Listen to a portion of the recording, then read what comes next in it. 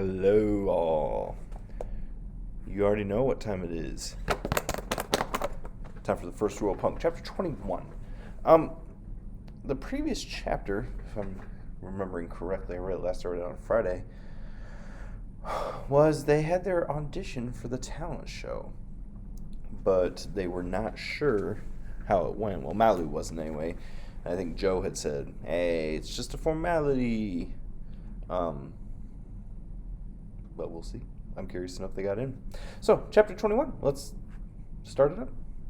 The first thing I did when I got to school the next morning was check the announcements board where the talent show roster would be posted. I read name after name, scanning nervously for the Cocos. But we weren't on the list. What about what Joe had said? Didn't everyone get to perform? I knew we'd messed up, but I thought we'd get a chance to really prepare after the auditions. Except it looked like we wouldn't get that chance after all. Mr. Jackson's office was nearby, so I walked over, part of me hoping he wouldn't be there. His door was open a crack. I knocked before poking my head in. He sat at his desk eating oatmeal, the instant kind you mix with boiling water and eat out of a cardboard cup. "Hi, Mr. Jackson," I said, rubbing the toe of one shoe nervously over the other. "I have a question about the talent show, and I thought I'd ask since you were at the auditions yesterday." "Come on in," Mr. Jackson spun around in his chair to face me. He had a little bit of oatmeal in his beard. Let me think, I know this." I waited for him to remember my name while he chewed on a spoonful of oatmeal. "Maria Luisa," he finally said with a self-satisfied smile. "Malu," I corrected. "Yeah, so what's up, Malu?" "Well, do you know why my band didn't get picked for the show?" I asked. Mr. Jackson swiveled back and forth. He cleared his throat and rubbed his hand over his beard, finally wiping off the oatmeal. Then he gave me an apologetic smile. "Yeah, the Cocos," he said. "Right on, you guys were pretty rockin'. So why weren't we on the list?" "Well, as you probably know, this year marks the school's 30th anniversary.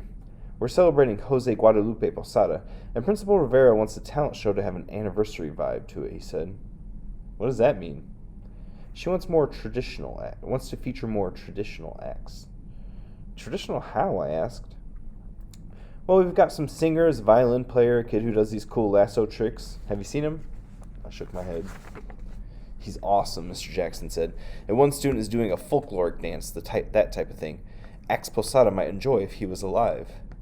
"But there was nothing on the flyer that said we couldn't play any song in any way," I said. "Was there?" Mr. Jackson said, moving some papers around on his desk until he found the green flyer. He read over it, taking a bite of watery oatmeal. "You're right. It says 30th anniversary, school appropriate, but nothing about specific types of acts. I even rewrote some of the lyrics to the song so it would be okay for school," I said. "You guys are fun to watch," Mr. Jackson said, "but I think Principal Rivera wants it to be family-friendly. Maybe a little quieter than the Cocos. I'm sorry." He had a sincere look on his face, but that didn't make me feel any better. "It's okay," I said. "Thanks."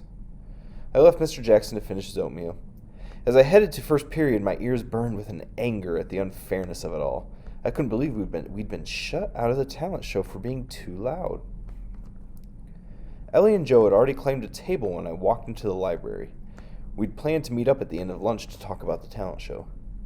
"Please don't get any food on that book, Joe," Mr. Baca called from the circulation desk.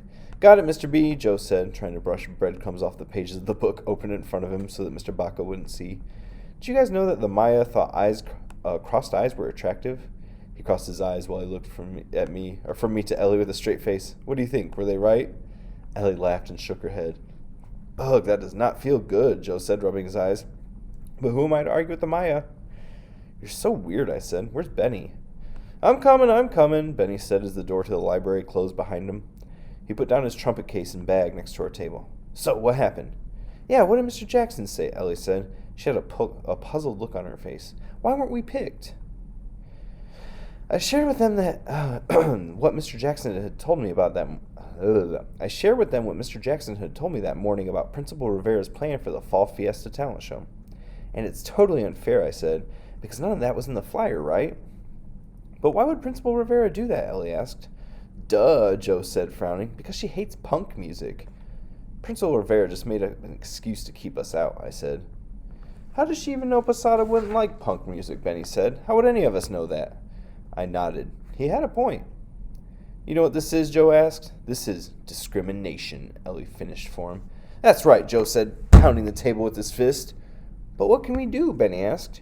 She's already decided we aren't playing in a talent show, which stinks, because if I had known this was going to happen, I would have just played with my band friends. They're in the show.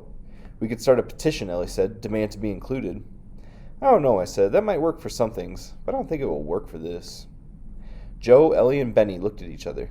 Excuse me, but did I just hear you quit, you punk rock girl? Ellie asked, her brow furrowed as she stared at me intently. Yeah, we put a lot of time into this, Joe added. Again, what are we going to do? Benny asked. I'll tell you what we're going to do right now. Mr. Baca came over around the circulation desk and walked over. You're going to head to class. Lunch is almost over, and I have a group coming in soon. Well, Ellie whispered as we left the library, what are we going to do, Malu? I had no idea, and I couldn't figure out what made me angrier. That Principal Rivera had basically discriminated against us because we played loud music that wasn't traditional enough, or that Selena made it and we didn't. That night when I called Dad, the first thing he asked about was a talent show audition. It went really well, I said, and we're going to play, too. I wasn't sure why I blurted out a lie, but I wanted to kick myself after the words came out of my mouth. That's fantastic. What'd Mom say? Well, I haven't exactly told Mom about it. Lou, you have to tell her, Dad said. Of course, I said. I will.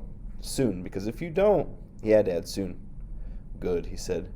I'm really glad you've made friends. Some of my best friends are people I've played music with. I thought about Joe and Benny and Ellie. I hadn't really thought about them as anything other than bandmates, but I guess they were friends, or at least the closest thing I had to friends. Although now we weren't in the talent show, would we still hang out together? See, it's a good thing you had those worry dolls with you, right? Totally, Dad, I said. I guess they really work. We hung up. I sat down at my desk to work on a zine. The Lola Beltran CD that Senora Aralia had loaned me caught my eye, sitting on top of a stack of library books. I opened the plastic case and slipped the disc into my computer. The first song started all mournful trumpets and violins. I lay back in my bed and wondered how many worries my little dolls could handle now that I had to add lying to Dad. When the CD finished playing, I searched online for videos of Lola performing. Her long, thin fingers covered in rings moved in dramatic gestures.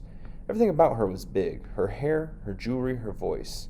She was a pretty spectacular performer, just like the punk singers I loved, just like I wanted to be too, if I ever got the chance. Well, is what happened to them fair? You decide on your activity when you respond.